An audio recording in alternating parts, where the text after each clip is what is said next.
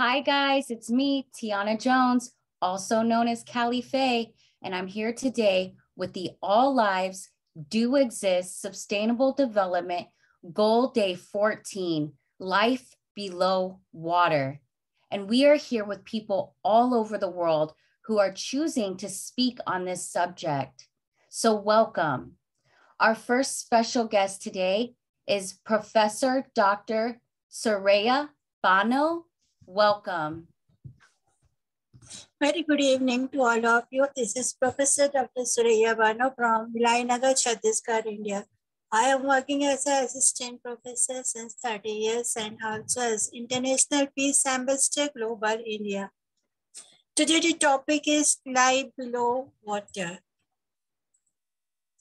Goal 14 aims to prevent and significantly reduce marine pollution of all kinds, in particular from land-based activities, including marine debris and nutrient pollution. Life below water is a crucial sustainable development goal as it works to conserve and sustainably use the world's oceans, seas, and marine resources. According to India's fifth National Report to the Conventional Biological Diversity 2014, India has a long coastline of about 7,517 kilometers in length, which sustains and provides a source of livelihood to over 250 million people. India is the second largest producer of fish in the world. The Indian government Sagarmala project, also known as the Blue Revolution, is working to improve the state of India's ports and coastlines. To conserve marine ecosystem, the government has undertaken a national plan for the conservation of aquatic ecosystem. Coastal and marine biodiversity protection is a key area of focus for India. Marine protected areas contributed to poverty reduction by increasing fish catches and income, creating new jobs, improving health, and empowering women. Increasing levels of debris in the world's seas and oceans is having a major and growing economic impact.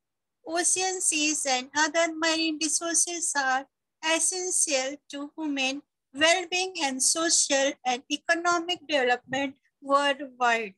Ocean provide livelihood substances and benefits from fisheries, tourism, and other sectors. They also have regulate the global ecosystem by absorbing heat and carbon dioxide from the atmosphere. However, oceans and coastal areas are extremely vulnerable to environmental degradation, overfishing, climate change, and pollution. Then the question arises, why is protecting life below water important? The world's ocean play an essential part in human survival. Without water, life is impossible.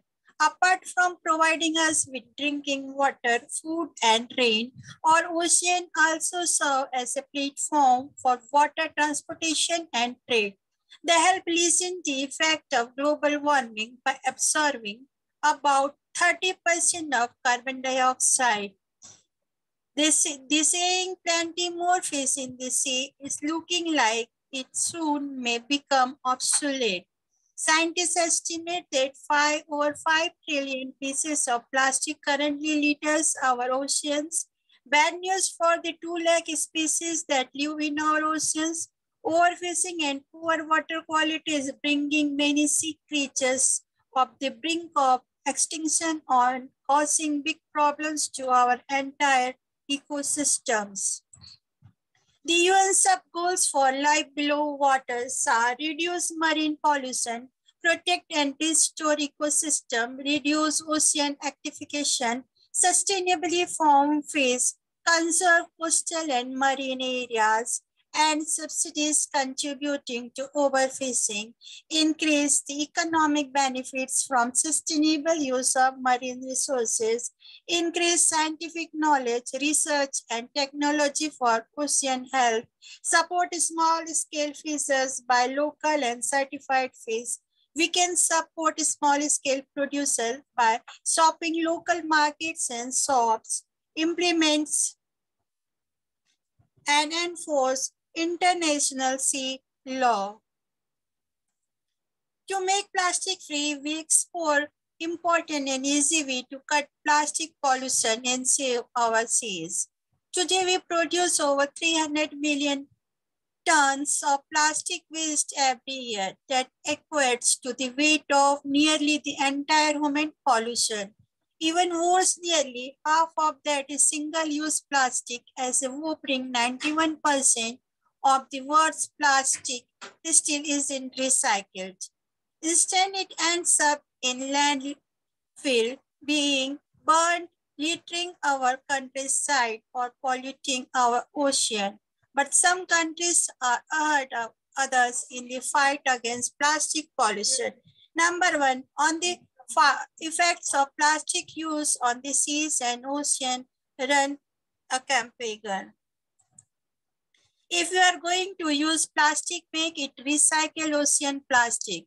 For every foot of coastline around the world, there is the equivalent of 5 grocery bags of plastic waste, enriching wildlife and releasing harmful microplastic into our seas. One innovative company, Parle, has found a brilliant way to tackle the issue. Every Together band rope is made by 100% Parle ocean plastic, created from plastic waste intercepted by Parle from remote islands, shorelines, waters, and coastal communities. There is no denying plastic can be a brilliantly durable and easy to clean material. For instance, in the medical world, but we did like to see recycled plastic used more widely across multiple industries.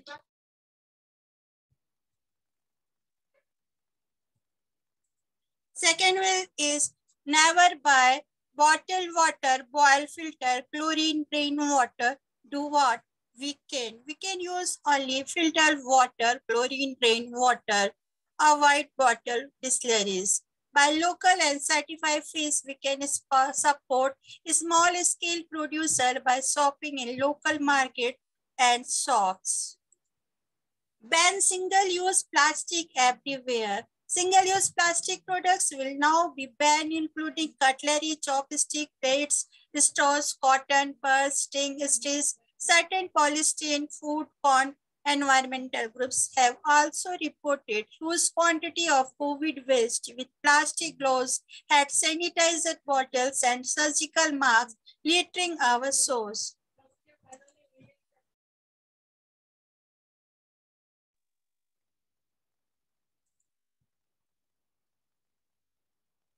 Then we can avoid plastic bags. Instead of plastic bags, we can use cloth bags to buy vegetables and other grocery things. We can use our plastic-free bathroom also.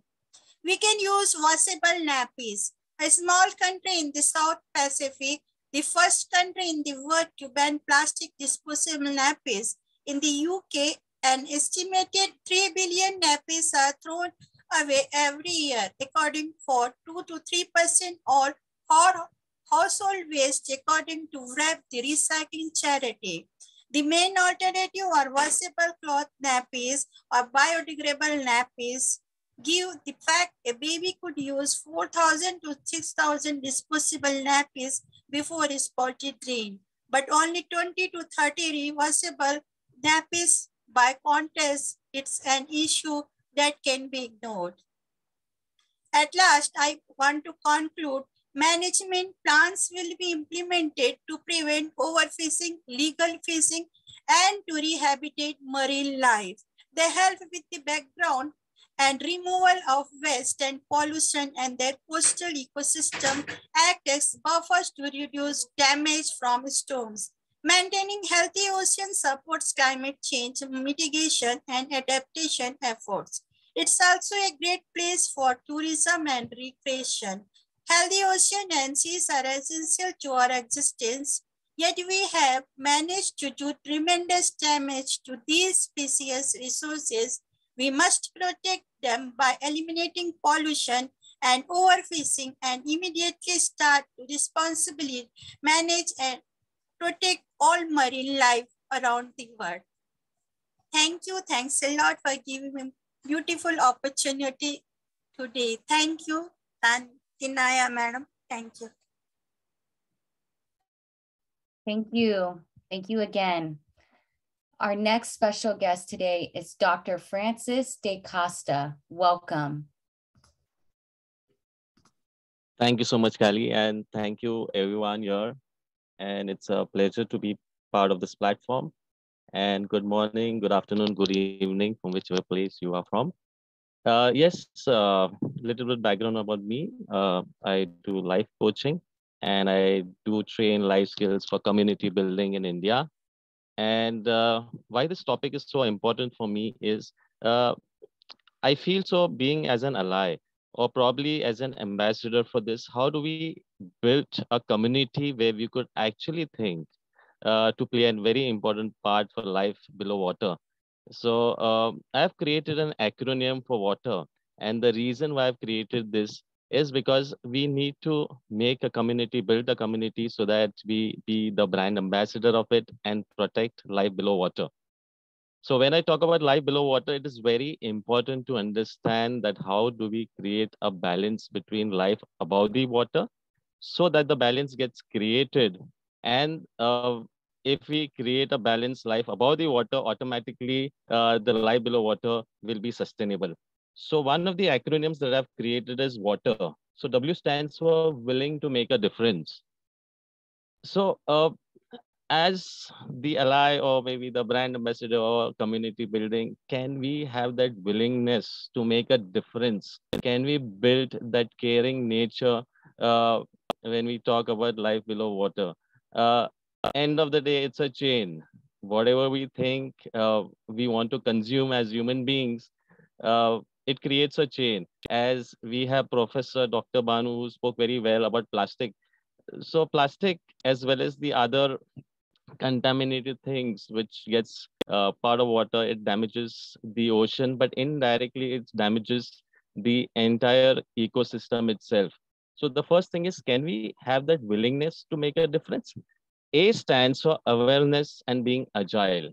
So can we create an awareness among each other? Can we educate people? Can we educate our community? And can we be agile in ensuring that the importance of sustainability below water can play an important role? T stands for how do we create testimonies that what is the impact if we start taking care? What will be the result? And can we communicate globally through social media, through testimonies, through case studies, so that it becomes a very big difference for our youth? And then E stands for empathy. So when I say E for empathy means, can we have empathy not only as humans, but also for the sea, as also for the ocean? And R stands for results and resilience. So when I talk about results is whatever we do, a small difference, can we ensure that that small difference becomes a very big difference when the others look at us? So when I talk about water, this is the acronym I would like to share. And if we follow these small things, it might make a big difference, huge difference, not only to ourselves, but also to the entire world. So with this, thank you so much. Thank you, Kelly, and thank you everyone for listening to me. Thank you. And thank you for having resilience, because that is the key here. Thank you so much. Thank you. Bye. Our next special guest for today is going to be Dahirja Mehrotra.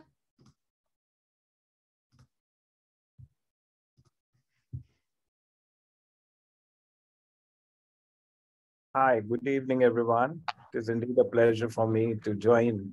Basically, I'm from India and presently I'm in Sri Lanka to deliver a keynote address at an event which is talking about sustainable development goals. And to that aspect, I'm flying to a nation to deliver the priority about the number 4 goal, which is quality education. friends, we cater to the needs as individuals to develop quality education to our children. But are we preparing them for the new age?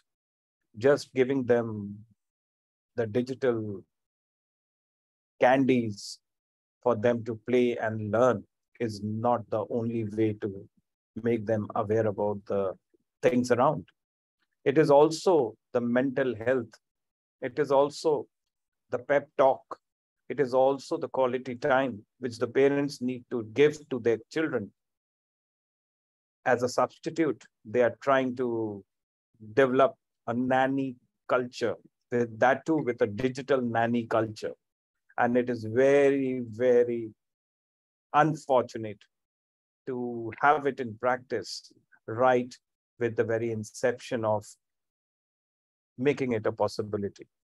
I believe there has to be a difference with the march of time. We have seen a lot of suffering during the pandemic. And yes, for sure, it caters to the needs of the unnatural, the VUCA world, which has given a novice an approach about living.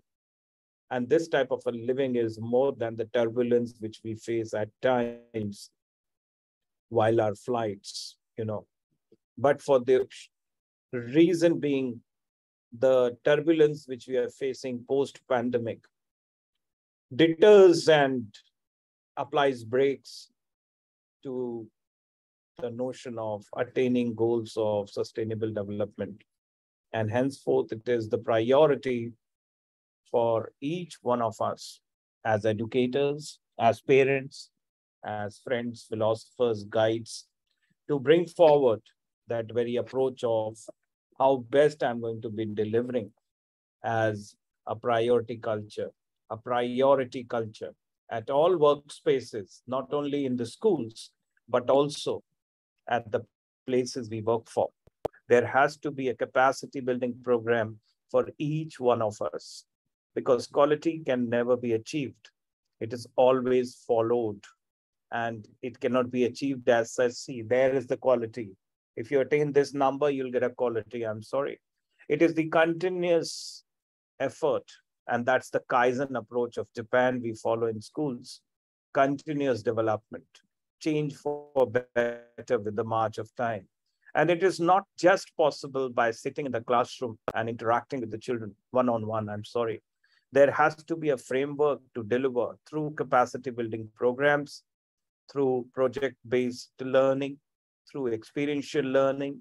Yes, of course, we have heard about fancy words like flipped classrooms and blended learning, but it was all there unconsciously. We were using them in the classrooms as educators, as framework and mentors in the classroom. Yes, we in India did frame a coined language of educators as learning officers, because when an educator is an educator only when he is on a learning spree. You cannot just be dependent on the yesteryear's knowledge, for there was a time when A for apple and B for boy and C for cat was taught in the classrooms, but today we have A for Android, B for BlackBerry, and even C for cloud. And henceforth, the quality education, which is defined and drafted well in that very curriculum, which is defined and drafted and to manipulate itself by the schools globally, has to function, has to come up with the notion that, yes, it is possible and we are going to go by it. So let's come together to study that very orientation, what quality education means by the United Nations approach of making it one out of the 17 goals to achieve by 2030. And as I spoke in my last deliberation as well, that because of COVID, I think there shall be a delay by a couple of years, because it's not as per expected. And henceforth, we need to look forward how best themselves with the digital aspect, but not to make them a robo, not to make them a possible ground of just assimilating and eating away the data. I'm sorry. they need to become curators of knowledge. And henceforth, there is a heavy demand for teaching them about digital body language, DBL. And one of my books also talks about it, the digital body language, which is a framework available as an ebook and also as a printed book on Amazon globally. So digital body language is the new thing. And then as we adults come to this platform to discuss ideas, I think it is a priority for all of us also to talk about online reputation management. Online reputation management not only gathers your spectrum about the Google count you have out of your uploads and downloads and comments and the post,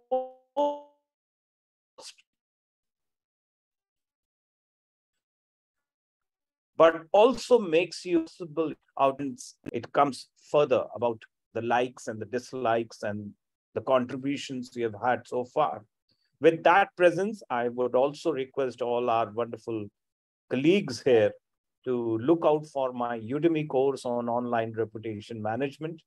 And if you're keen, I can even share the promo code, the free promo code to Tina to explore and share it with everybody so that you can not only download the free Udemy certificate out of it, but also learn something about what I wanted to showcase to the world, plus that of the digital body language as an expertise, which you need to put it with the best foot forward in order to bring out reputation.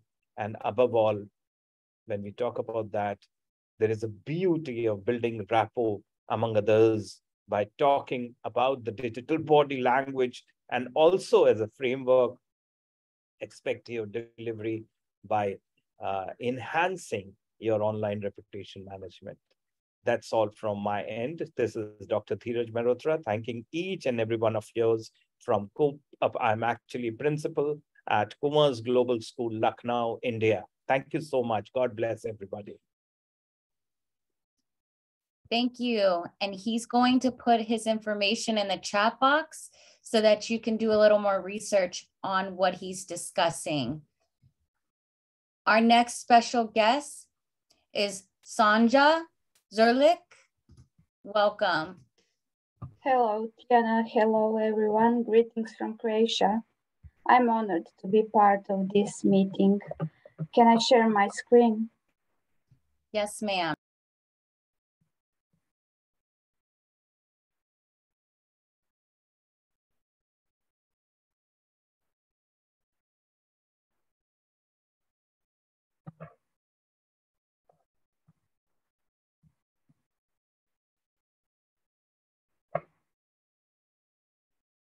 Today, our topic is SDG 14, Life Below Water.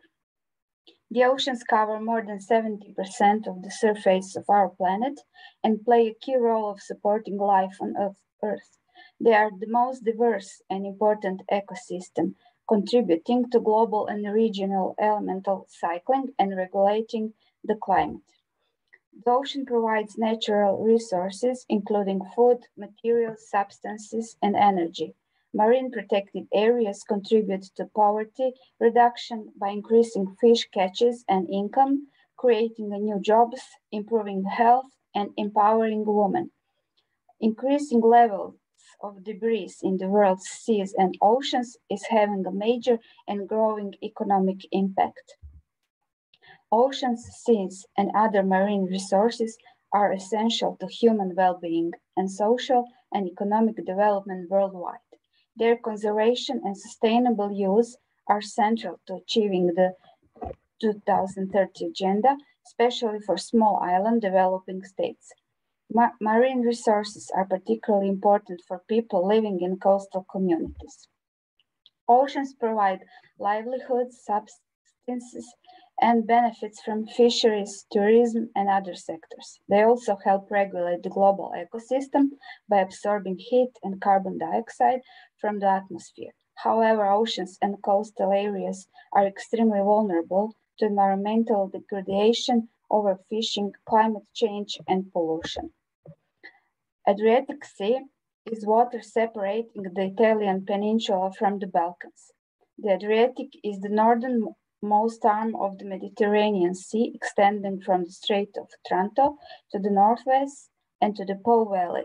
The countries with coasts on the Adriatic are Albania, Bosnia and Herzegovina, Croatia, Italy, Montenegro, and Slovenia. So my country lies on the Adriatic Sea.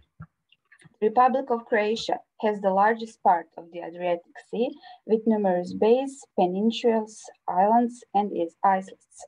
The Adriatic Sea is a warm sea. In summer, the sea temperature is pleasant for swimming, which is beauty extremely important for tourism development. In my country, tourism is very significant business. The Adriatic Sea is also a traffic route. The Adriatic Sea is also the cheapest traffic route. It connects our homeland with other countries. Put your finger in the sea and you will be connected with the whole world. The Adriatic Sea is also a source of food. Fish, shellfish, crabs exported to many countries around the world. We extract also salt from the sea. Saltworks of the island of Pec. The sea is one of the fundamental riches of our homeland. It is man's duty to contribute to the protection of the sea and environment. By protecting the sea, we protect ourselves and all life around us. That's why we celebrated the World Sea and Ocean Day on June 8th at my school. The main goal this celebration is to raise awareness of the need to preserve the marine environment and the sea as an essential component of our life of the planet, and respond to trends of increasing destruction of the ocean due to human action, pollution, overexploitation, etc. More than 90% of life on Earth is in the sea. My students did research work. They explored why World Ocean Day is being celebrated. They put it on this poster, why the seas and oceans are important to us, and they made the posters in digital tools with this theme. You can see that posters on my screen. This is the second poster. Main goals are raise awareness of the need to preserve the marine environment and reduce ocean pollution. This is just one more poster, and that would be all. Thank you for your attention. Thank you for that presentation. It was beautiful. Thank you. And thank you. It was very inspirational because you're giving a lot of knowledge to the youth that is watching this on YouTube and social media platforms. So this is very guaranteed as informational and informative. So we are blessed to have you as a teacher here today. Thank you. Thank you. I'm enjoying doing this. Our next special guest is Ganesha Setal. Okay, hello everyone. Am I audible? Okay, thank you so much, Tina ma'am, for this opportunity. And I think this is my first presentation here. So I'm not really prepared because I'm just new this topic. So I'm also a teacher from up to class 10 and I teaches social studies.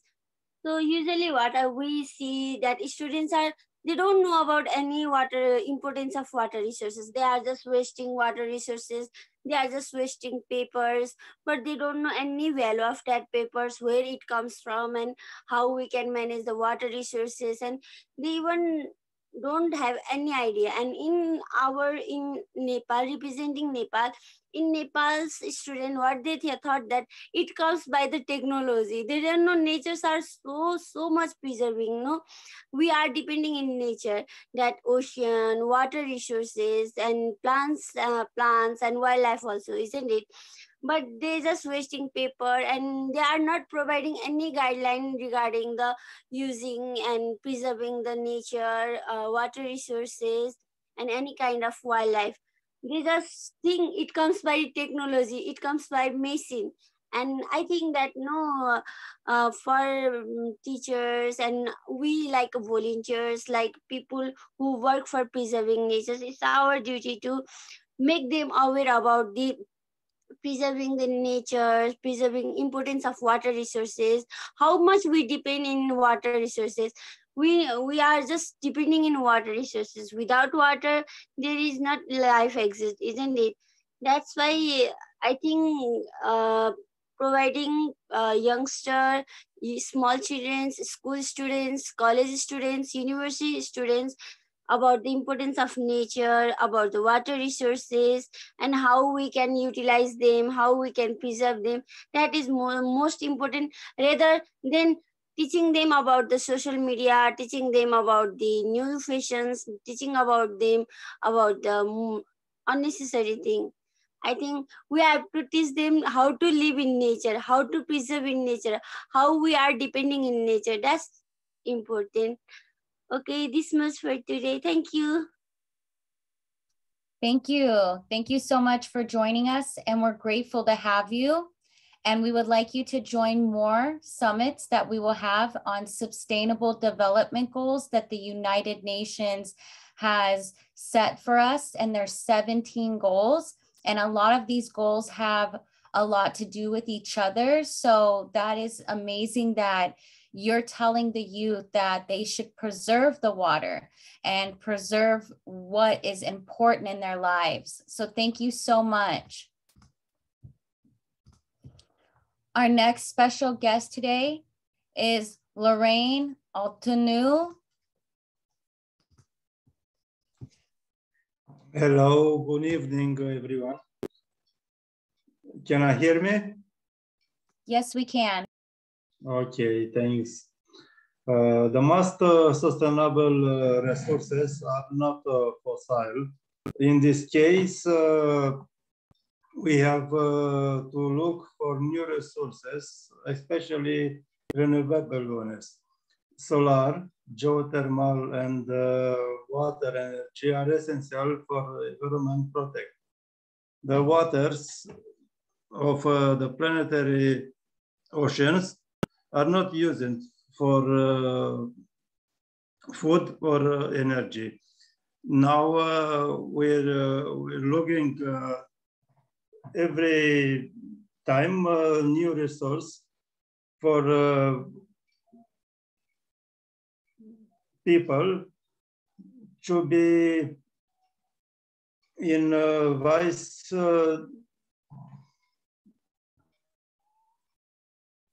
thanks very much. Thank you. And I believe you're right. We have to preserve the water and the sources that we have. Thank you again for joining us all the way from Romania. And now we have Poonam Gathi from India.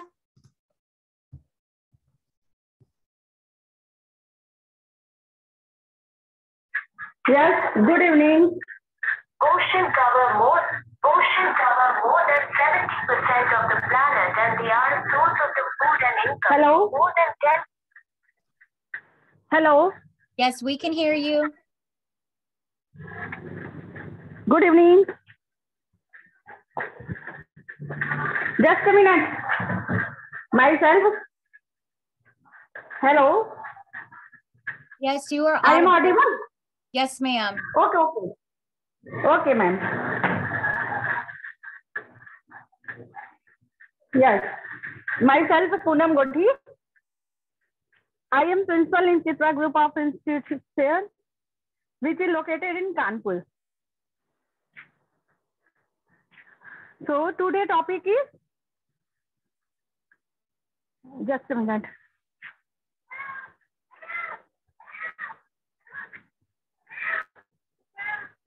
Yes, today, goal 14. Today topic is goal 14. SD goal 14.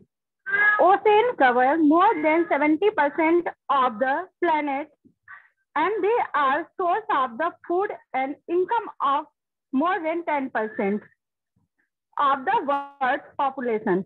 Population and climate change continue to have a major impact on the ocean. Countries are working together to protect the marine environment from their effects and achieve United Nations Sustainable Development Goal 14, which call for conserving the oceans for sustainable development. One of the major changes to the marine environment is ocean acidification. The more acid the ocean, the faster the cells dissolve. Animals that produce calcium carbonate structure have to spend extra energy either repairing their damaged cells or taking them to survive.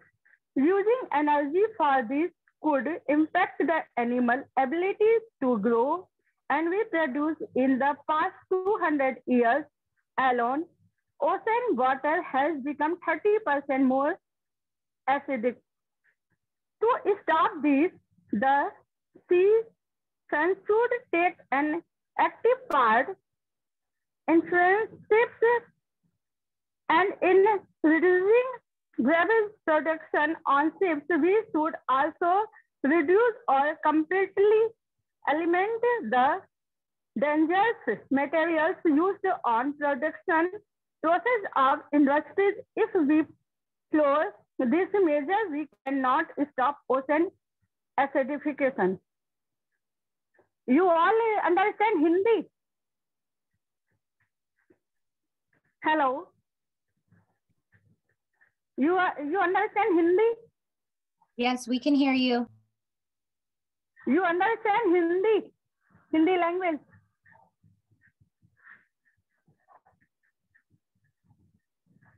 Give reply, please.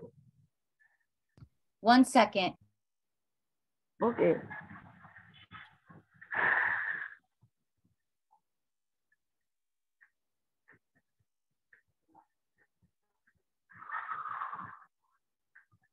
No, I not want to host, ma'am.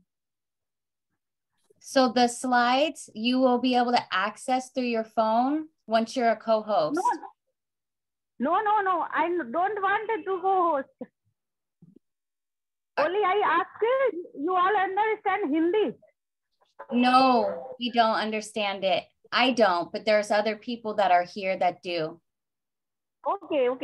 Because I say the Ganga Vedna. मैं गंगा की वेदना के विषय में कुछ कहना चाह रही थी, इसलिए मैंने पूछा था. Okay, it's okay.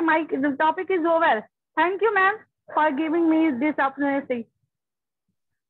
Thank you so much. And for the people at home, she's doing the best she can as the principal of her school. That's why you hear children in the background, and they have a different environment than us in the United States.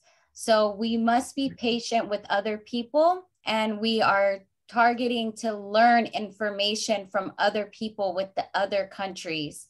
So thank you all for joining us. Thank you, ma'am.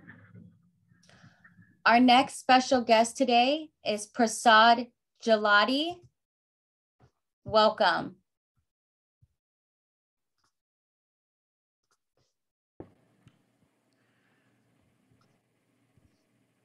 Good morning, Dr. Tiana Jones and everyone, wherever you are. Good morning, good afternoon, good evening.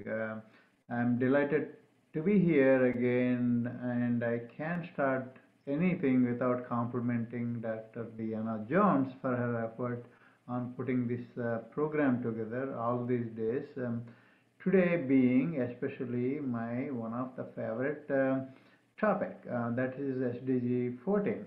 And SDG 14 for UN SDGs has 10 targets, and each target again has another 10 indicators within that thing.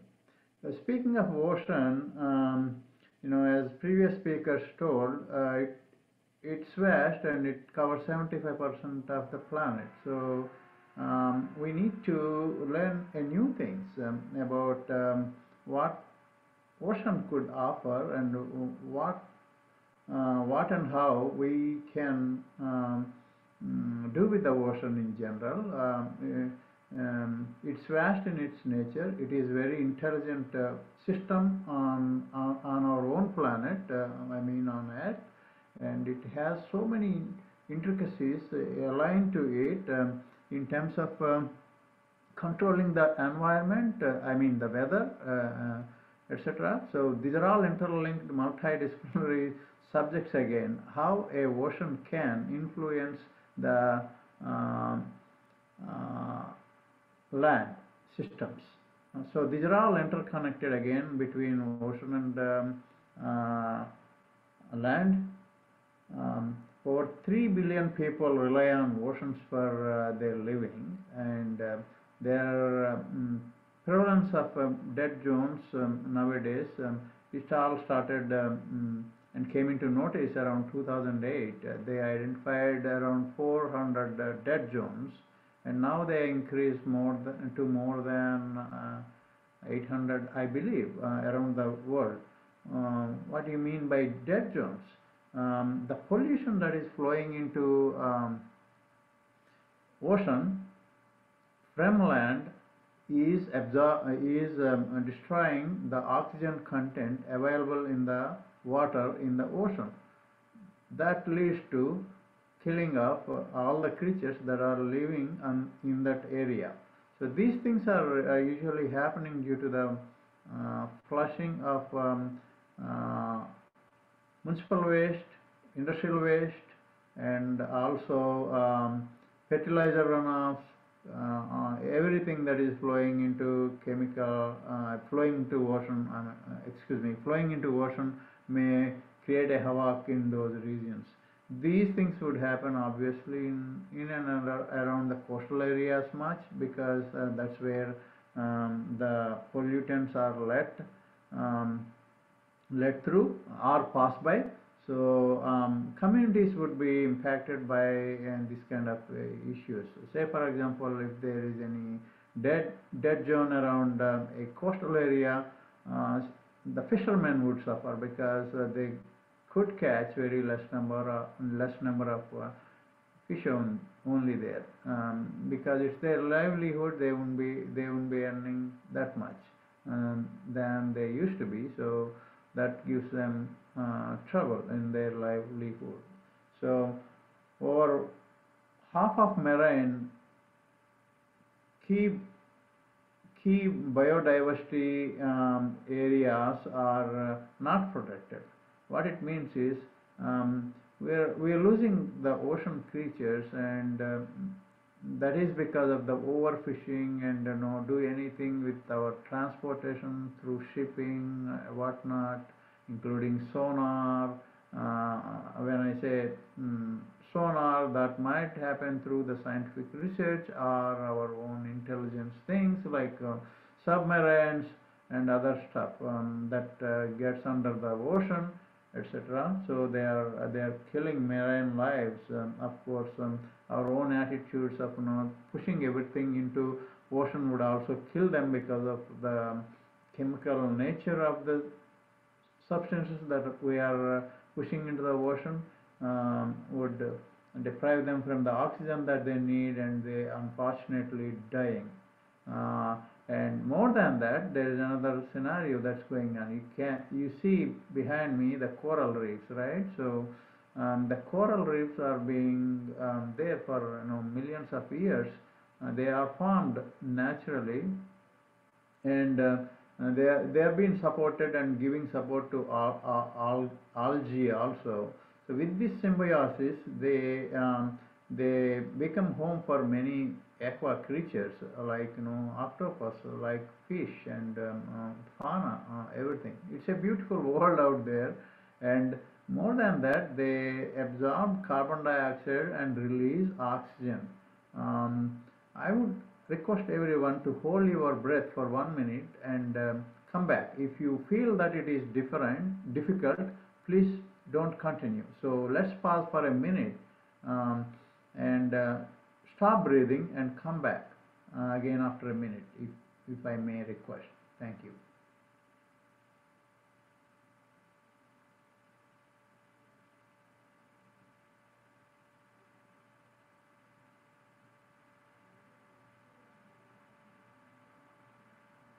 Okay. For the benefit of many who may not hold that long, I started breathing and talking so that I would remind them to stop that and start breathing so that you would be alive and I wouldn't be in trouble. So the reason for doing this exercise is all that you stopped for a minute or maybe few seconds.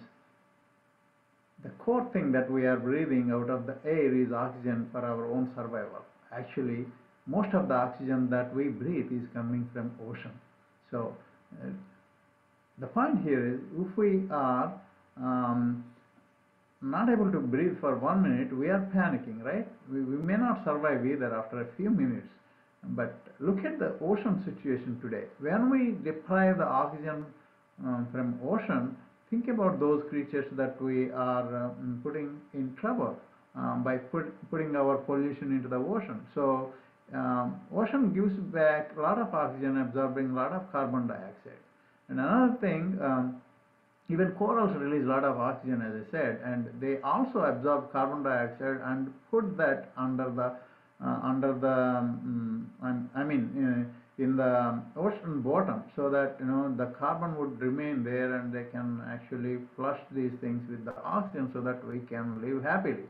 On the other hand, what we are doing to ocean is pushing all pollutions that we could imagine into that. So we technically made our oceans as effluent tank. How great are we? So we need to stop doing that thing because that would put us on trouble. Once the ocean gets in such a situation, these are all chemicals, right? Previous speakers told us about the ocean acidification. These things are changing the pH of the ocean so that it is turning acidic. When it happens, it is not absorbing carbon dioxide anymore. Due to that, the temperature of the land also increases. That's why we see this many hot areas nowadays, right? The heat storms are coming everywhere in this world nowadays. Especially India is having that music, right? So we need to be mindful of these interconnections. Once you pull one lever, the other lever is also moving. So we have to be careful about all these things.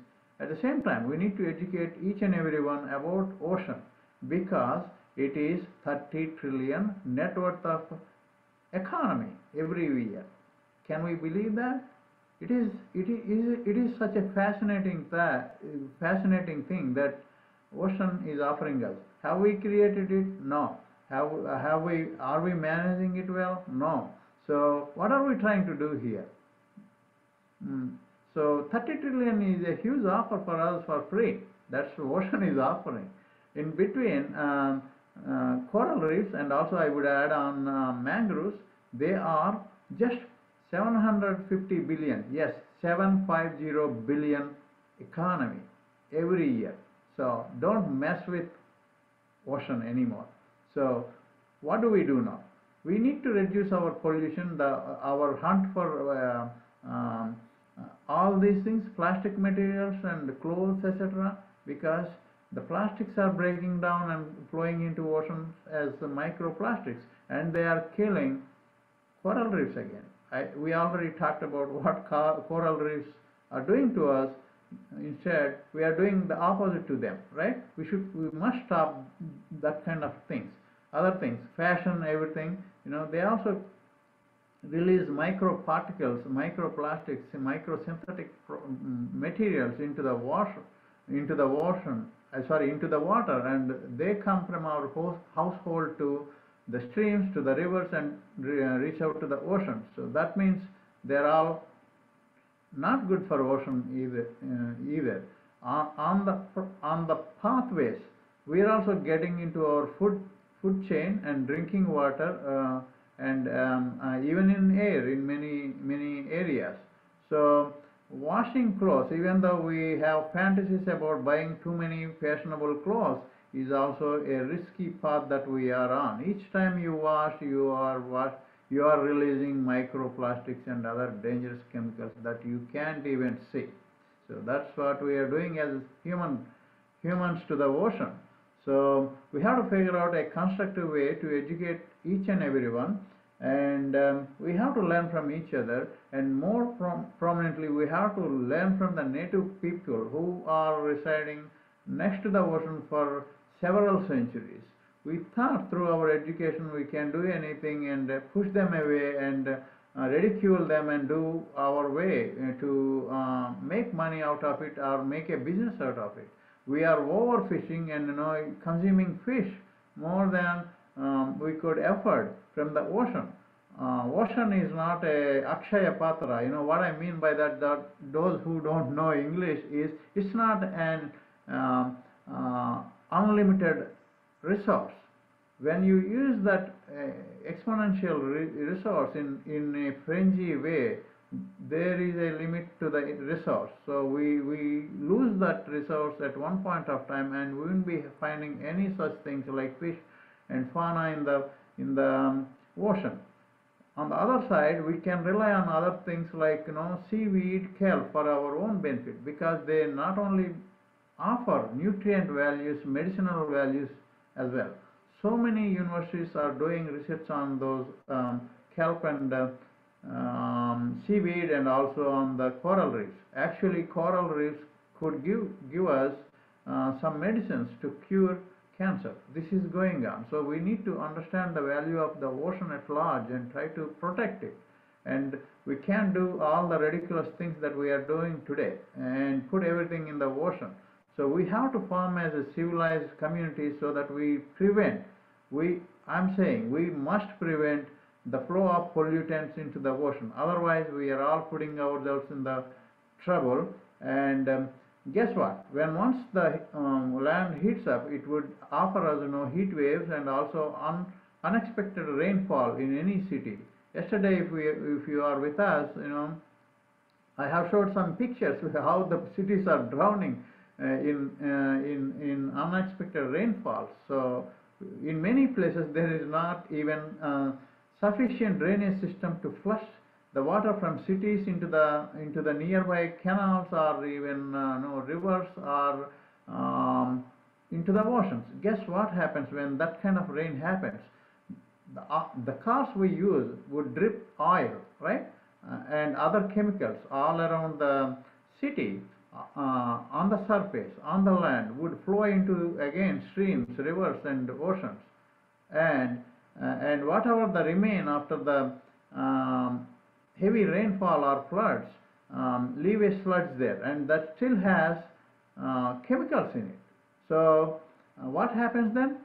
The water also being absorbed into the soil, right? And these chemicals, along with the water, seeps into the soil, and we drink that water, and nothing would filter that thing other than bleaching the water in many cities around the world. So these are all the health related issues, social issues at large. So we all need to understand all these intricacies on our own handling about the ocean, right? So sometimes, many people ignore that oceans create monsoons. How we get rain in general, right? So the water gets evaporated from ocean body, and then clouds are formed, and the clouds move around the world, and they would shower wherever there is a condition to rain. So sometimes it's good condition, sometimes it's bad condition. When it is good condition, we will have sufficient non-risky rainfall. Otherwise, we will be having crazy rainfall, and it's like hell fall on our heads, like water on our roofs and heads, wherever it is. So these things are interconnected, by the way. So we need to be really, really careful about those things. So how do we fix these things? By educating, by encouraging schools to teach about oceans, etc. And we also need to encourage universities to provide courses on these things. Actually, I'm helping universities also to create some curriculums along with my friends, because there is lot of information, and we are for that reason for that reason we are misusing the ocean at large. So there is another angle to that. We hear about research and development in all areas that we could imagine nowadays, right? Guess what kind of percentage we have set forth for learning ocean and about research on ocean related things. Many countries not even having not even having more than 1.2% of their national research budget on it. So we need to do a lot. We need to encourage governments to do more. Actually, we need to contribute more to safeguard the oceans, etc. So I'm doing my part. My ask here and request here is to join hands with me so that we can create courses, work together so that we can educate many people, including coastal area people first, and bring them to the speed so that they don't harm the oceans anymore along with us. There is a lot of science, there is a lot of research there. We could do a lot of technologies using ocean resources per se. I have mentioned about the benefits from coral reefs, etc. Same thing with the mangroves also. We need to remember mangroves would actually reduce 60% of the wave strength when a hurricane happens. That means it is your natural safeguard for your survival. So let's not mess up with them. Let's not remove them from the coastal regions. Let's not build any industrial parks over there. I'm telling my Indian friends to pay attention to these things. Let's not build buildings around those things. Let's not build resorts around these things, because that would destroy coral reefs. Sorry, not only coral reefs but also mangroves. That is not a wise thing. We might be benefiting for a while, enjoying the resorts, etc., but that's going to be a short-term benefit. So let's not lose our foresight on these things. Another thing before I leave or conclude, I want everybody to think more about the ocean from now onwards. There is going to be an ocean conference in Lisbon, Portugal, this month end. Please pay attention to that. Please listen to the experts and learn what is going on there. I'm attending those things. I do request everyone to attend those things so that you can acquire a lot of knowledge and understand why we should not mess up with ocean, at least from now onwards. We have very less time, maybe a decade. UN already announced this decade as an ocean decade. So let's be part of support system to the UN and work together so that we can save the oceans to save ourselves. Otherwise, we all would be in big trouble. And don't get into the fancy dreams of doing certain things like undersea mining, this and that. We don't even know 10% of ocean. We don't even catalog those creatures living out there yet. In fact, we don't even know what is happening on beneath Earth, 1 foot below or in between. I'm talking about the species living without our knowledge. We can't even see them. Ocean is totally a different thing. 90% we haven't even explored. So let's not mess with ocean at all. So let's be mindful on what we are doing, because we have to get the support from the ocean, not the other way around. With that, I'm also working on certain areas where we can actually remediate the pollution. For example, if a ship, say a tanker that is taking oil to different parts of the world, breaks in the middle of the sea, it spills oil all over. Guess what happens? It kills the creatures beneath it, and it would also kill coral reefs. We lost almost 50% of the coral reefs and mangroves in coastal areas nowadays, or even in the deep seas. So to that extent, we are not generating oxygen that we need for our own survival. And on top, the oil pollution is so dangerous. It is going to be there for almost a century. So how do we deal with that? We are coming up with some technologies where we can clean that mess without harming the water and without harming the creatures beneath it. that I mean the ocean creatures living in the ocean. So there are so many things that we could do in that way. I talked about algal blooms before. We also have some solutions to treat algal blooms in the communities. Let it be the lakes, let it be the oceans, wherever it is. And also certain stupid things are going on, like we use DDTs and other chemicals like PFAS, etc. These are all being produced by big companies. For example, we use Teflon coated kitchenware, right? They are not good for health. This is what the latest science is telling us. So let's avoid using such things. These are all floating in the oceans nowadays. I mean, PFAS and other Teflon materials are floating in the ocean. So we have to be careful in removing those things also. We all know about the plastic patches all around the world. It's again killing the ocean creatures. We need to remove those things in a sensible way. So these are all the things that we have to deal with, and I'm working with some solutions, and we are trying to create pilot projects around different parts of the world so that we can actually come with real-time solutions, create infrastructure, provide employment, do research and development, and continue solving those problems without creating more problems anymore. So we all need to slow down, respect the ocean, and thrive as a civilization for our own sake, for our future generation's sake, and biodiversity at large. Without ocean, we are not going to be there. Thank you for the opportunity, and thank you all for your time patiently listening to me. Thanks again. Thank you. That was so informative. You gave so much research and knowledge and data and analysis that people can go back and find creative ways and healthy ways to adjust to that data and that analysis. So we really, really appreciate you. Again, thank you from Austin, Texas, in the United States. Our next special guest today is Laura Stansu from Romania. Greetings, everyone. I'm really happy to be here today. And thank you, Tiana, for organizing this great event. Yes, it is important to learn about SDGs and to learn about this particular SDG, which means to protect the ocean. Yes, the ocean and water and life below water are extremely important for the survival of the planet.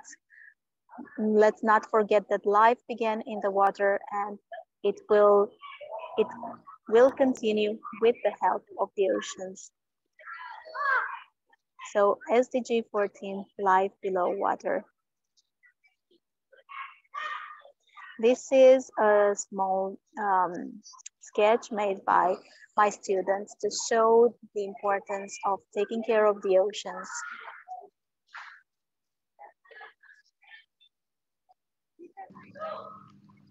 I'm the queen of the ocean. I make everything that swims or curls on the ocean floor. I make the beautiful corals, the fish, the jellyfish. The ocean is a place of diversity, from tiny crabs and starfish to whales bigger than a ship. Your water is the essence of life, and all life forms are welcome here. Oh, dear Queen, but do the people know this? Some people live so far from the ocean and think it is not their responsibility to care for it. But the oceans are important for all the planet. The ocean produces 50% of the world's oxygen and stores 50 times more carbon dioxide than our atmosphere. The ocean transports heat from the equator to the poles, regulating our climate and weather pattern. And the ocean gives us much more than just seafood. It is sustain the economy of many countries. So, please, people of the earth, save the oceans. Yes, save the oceans, and it is a responsibility that belongs to all of us. This is another poem by a student made to raise awareness about how important life below water is.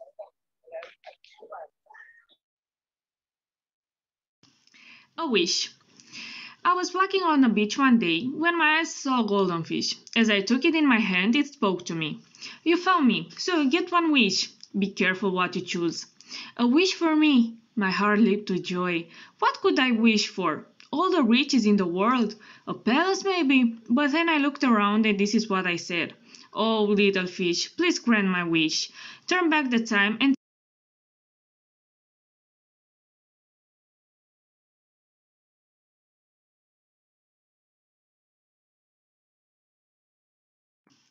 a wish. I was walking on the beach one day when my eyes saw a golden fish. As I took it in my hand, it spoke to me. You found me, so you get one wish. Be careful what you choose. A wish for me. My heart leaped with joy. What could I wish for? All the riches in the world. A palace maybe. But then I looked around and this is what I said. Oh, little fish, please grant my wish. Turn back the time and take away all bad things that people did to the oceans and seas.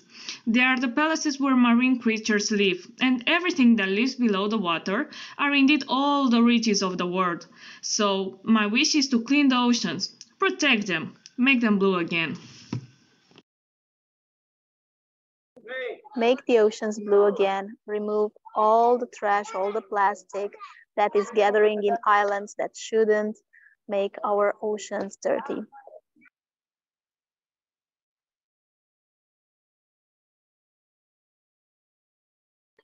And that's another poem. I went walking to the beach one day.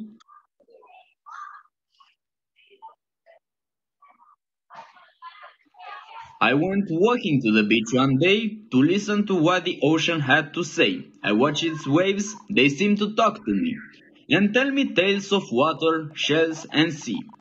The ocean showed me fish and coral reefs, and dancing seaweed with 1,000 leaves. Wise turtles, jellyfish, and agile sharks, strange looking fish that can light in the dark. Slow snails and starfish, crabs with curious eyes, the changing octopus, the master of disguise.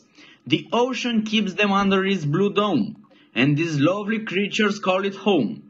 While singing with the joy of living, and playful dolphins in the water spinning. Seabirds, sea lions, and the polar bear, narwhals, orcas, and seagulls, they're all there. The ocean cares for all of them the same, and if they suffer, only man's to blame. As these blue waters give life day by day, so should we save the seas without delay. We should save the seas, we should protect life below water because it is important for all the planet.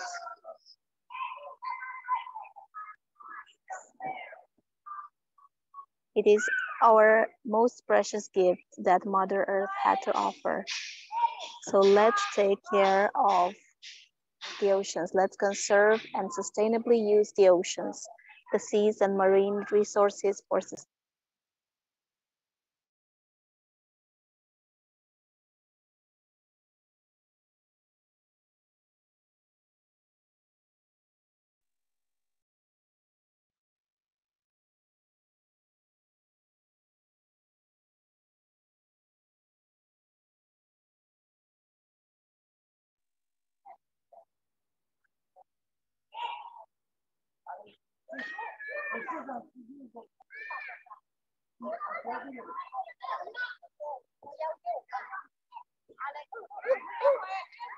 Oceans contain more than 200,000 identified species, but actual numbers may lie in the millions. It is estimated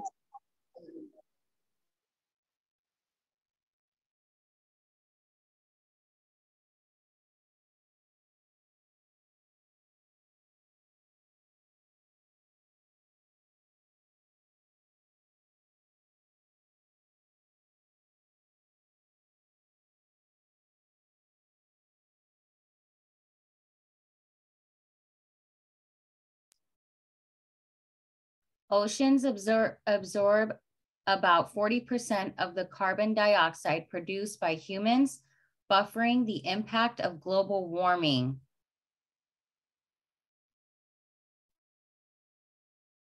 The oceans distribute heat evenly around the planet. They absorb heat at the equator and then move it away to more polar regions. Oceans also serve as the world's largest source of protein, with more than 3 billion people depending on the oceans as their primary source of protein. Unmonitored fishing causing the rapid disappearance of many fish species.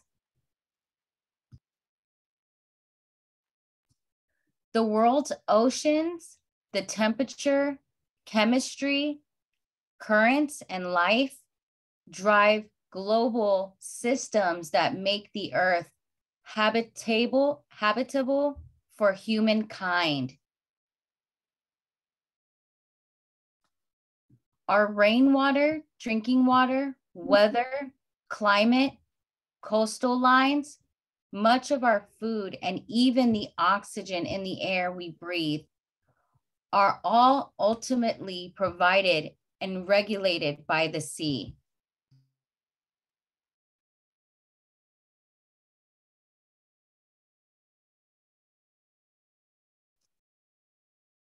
The Black Sea.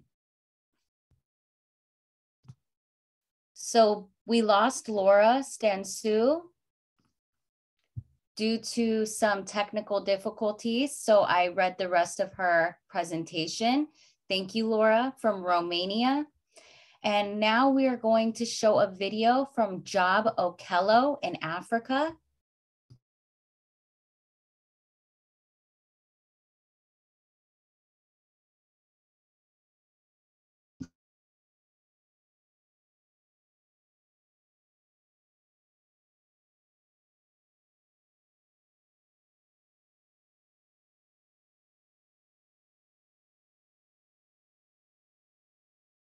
While speaking as the co-chair of the high-level panel for sustainable ocean economy on the 2nd of December 2020 in London, the former Prime Minister of Norway, Erna Solberg, made a powerful statement that the world must pay attention to.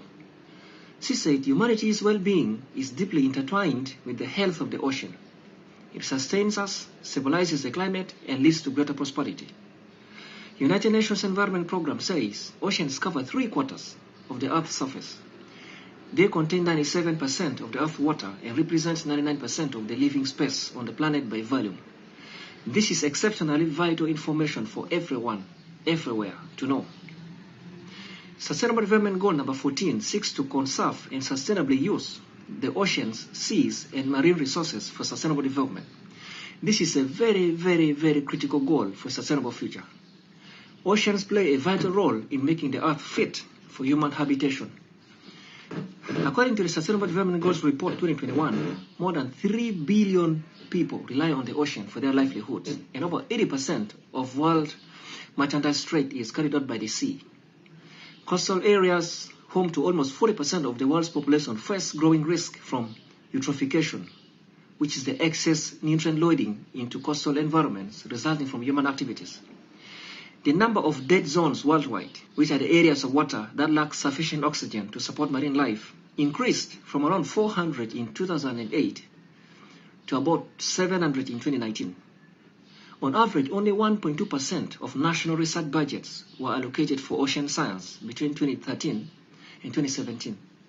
United Nations Environment Programme reports that around the world, 1 million plastic bottles are purchased every minute, while up to 5 trillion plastic bags are used worldwide every year. In total, half of all plastic produced is designed for single-use purposes. If more than 3 billion people rely on the ocean for their livelihoods, then we must not dare joke with the oceans, but take every measure possible to conserve, preserve, and protect the oceans. Truly, the oceans contribute to poverty eradication, sustained economic growth, and food security, among others. However, the benefits they provide are increasingly undermined by human activities that are inappropriate.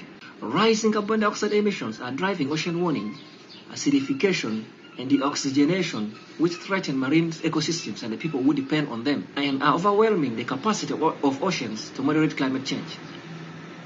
Overfishing depletes fish stocks, a third of which are already overexploited. Land-based pollutants, including plastic pollution and nutrient and sewage runoff, adversely affect coastal habitats and communities. These changes have long-term repercussions that require urgent scaling up of protection of marine environments, investment in ocean science, support for small-scale fishing communities, and the sustainable management of the oceans. The primary drivers of eutrophication are fertilizer runoff, livestock waste, sewage discharge, aquaculture, and atmospheric nitrogen emissions. Coastal eutrophication is detrimental to the environment and coastal populations and is associated with harmful algal blooms, hypoxia, fish kills, seagrass die-off, loss of coral reef, and near-shore hard bottom habitats and health hazards to swimmers and fishers. Achieving Sustainable Development Goal number 14 requires the implementation of international instruments through legal and institutional framework for the conservation and sustainable use of oceans in a sustainable, cross-sectoral, and integrated manner. We must seriously adopt and implement critical measures to prevent, deter, and eliminate illegal, unreported, and unregulated fishing in all water bodies in the world. Are we properly safeguarding key biodiversity areas to sustain the oceans? Are we properly striving to prevent marine pollution of all kinds, in particular from land-based activities, including marine debris and nutrient pollution? Are we sustainably managing and protecting marine and coastal ecosystems to avoid significant adverse impacts, including by strengthening their resilience and taking action for their restoration to achieve healthy and productive oceans? Are we properly minimizing and addressing the impacts of ocean acidification, including through enhanced scientific cooperation at all levels in the world?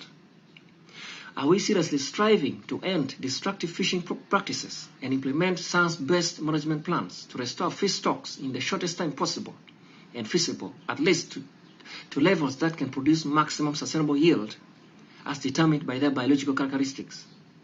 What percentage of coastal and marine areas are we conserving, preserving, and protecting? Are we seriously committed to eliminating the forms of fisheries subsidies that contribute to overcapacity and overfishing? Do we have the strong will to eliminate subsidies that contribute to illegal, unreported, and unregulated fishing? Shall we really refrain from introducing new such subsidies? Are we really increasing the economic benefits to small island developing states and least developed countries from the sustainable use of marine resources, especially through sustainable management of fisheries, aquaculture, and tourism? Are we really investing enough resources in educating the masses on the sustainable use of water bodies?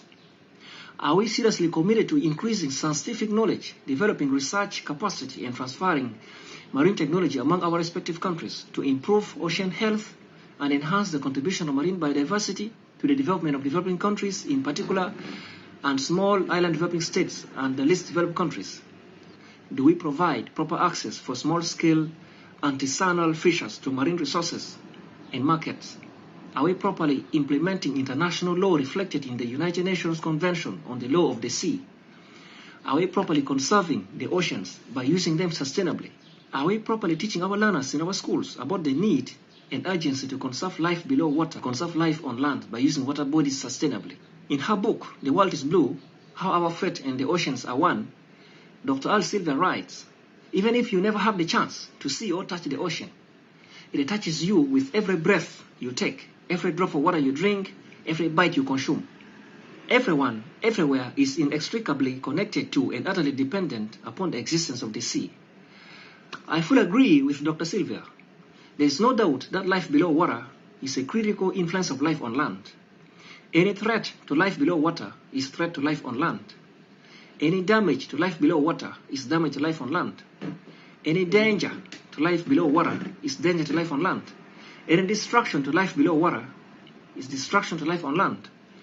Any conservation of life below water is conservation of life on land. Any protection of life below water is protection of life on land. Any preservation of life below water is preservation of life on land. Life below water and life on land are two sides of the same coin. Why then don't we stop overfishing? Why then can't we stop unsustainable agricultural practices? Why then can't we seriously take critical measures to mitigate climate change? Why then can't we stop acidification? Why then can't we end pollution? Why then can't we stop the use of plastics and work with all our might to remove the plastics that are currently polluting our water bodies? Why then can't we reduce and eliminate the use of pesticides and dangerous chemicals? Why then can't we end nutrient runoff? Why then can't we seriously resort to alternatives to toxic compounds? Why then can't we properly manage all kinds of waste? Why then can't we properly track the life cycle of products and materials to understand how they're disposed of and which products could likely find their way into marine environments? Why then can't we properly record and disclose information on the chemical and material usage within products, packaging and processing systems to facilitate closing the loop? Why then can't we improve resource efficiency by altering the design, manufacture and use of products and packaging to reduce the amount of waste that could potentially enter the environment? Why then can't we properly improve resource efficiency by generating value from waste? Why then can't we replace, limit, and prohibit the use of certain chemicals, additives, and materials that could prevent closing the loop or lead to nutrient pollution or chemical and physical hazards if they happen to reach marine ecosystems? Why then can't we seriously prevent waste mismanagement and littering that could pollute the marine environment?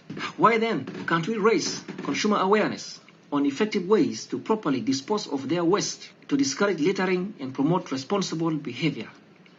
Why then can't we prohibit practices that put marine species and resources at further risk of harm, exploitation, and depletion? Why then can't we seriously contribute to the development of proper waste management technologies that minimize the use of clean water?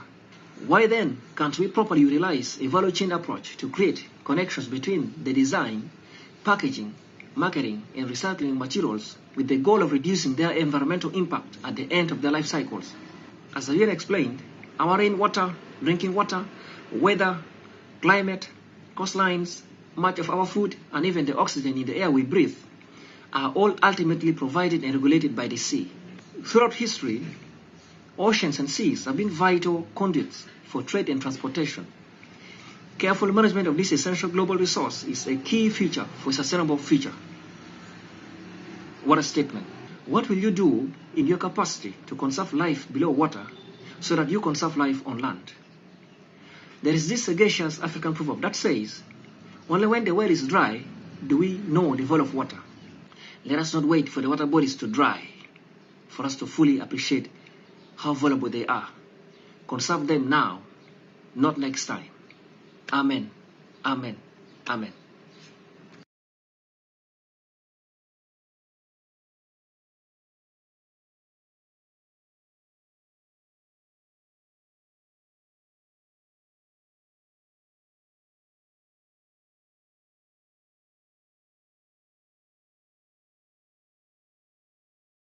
Now that was very powerful. As we've been learning through every SDG summit that we've been having, that we don't want to wait till later, that we want to act now so that we can be accountable for our own mental capacity of mindset of thoughts, our emotions, and the actions we're taking toward these issues to create solutions. I want to discuss something very major here. As the ocean is, again, majority of our earth, we do need to coexist with the ocean to respect the life below, because the more pollution and the more put into the ocean, it's going to come back on us, because it's going to be harder for us to adjust to cleaning it up. As centuries of time has crossed to see that we are coming up with more ways of research and more technologies to see the issues at hand and to scope them out, we find value to know that now is the time to do that transitional change, to make that accountability.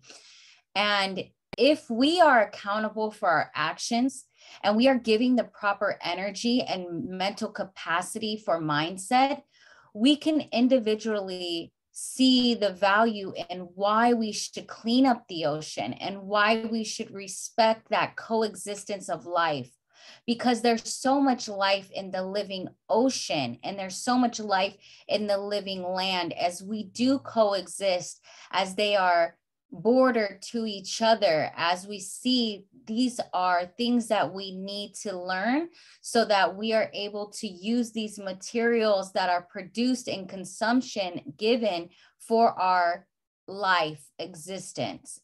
So that is what we have created as human beings.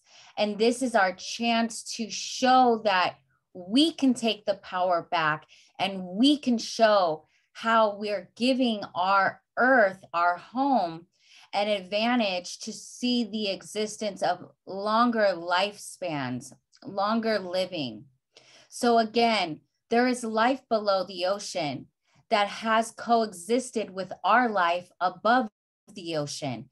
And once we understand this, technology is showing this, proving this, even in production, as there is movie documentaries out currently, a big one that Will Smith has just produced showing the life below and all of the research his team and also a researcher has developed as they get into a pod and go under the ocean below to discover new things. This is the chance to have a greater mindset. Do you want to be understood as a living existence? Well, we have seen the existence below the water as well to show that that helps us live. As humans in anatomy need air to breathe, certain life below needs air to breathe as well. So we are all coexisting within the same living of the same life that exists within us all. And we do need water as well to live and live a very long lasting life. By knowing that we need all of the same coexisting things that the life below the ocean needs, we have to do this as a whole, as a group, as a collateral in different countries to bring awareness using our new technology and using media and standing up for the greater justice of our existence of life, as it is our human right to assemble for global peace. And most of our globe exists with the life below in the ocean.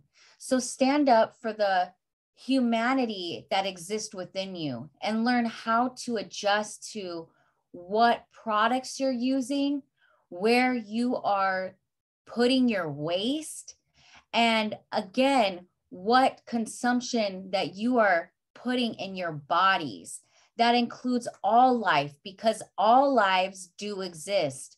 And again, here I am a woman, women's lives do exist for equality of all life existence. Thank you, and stay tuned again for our next SDG Day 15 tomorrow. Thank you, and God bless you all. Good luck. Take care.